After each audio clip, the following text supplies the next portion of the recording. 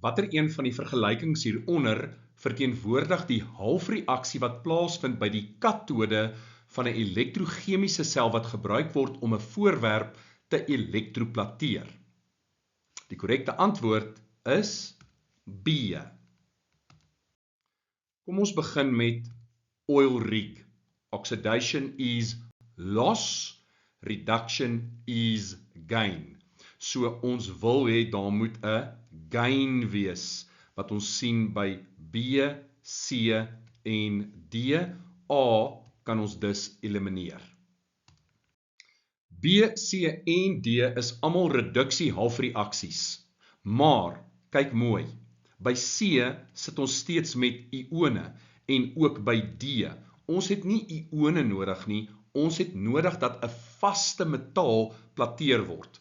En dit is met ander woorde B, ons noem hierdie proses kroomplatering. Hier sien jy kroomplatering in werking. Aan die anodekant waar oksidasie plaasvind, is die kroomanode, die kroommetaal word geoksideer tot kroomkatione, en dan by die katode word hierdie katione dan gereduseer tot kroommetaal. Nou, kroomplatering word wyd in die industrie gebruik. Dink aan motoronderdele, krane, meubelstukke. In hierdie geval word dit met 'n dun blinklaag kroom bedek.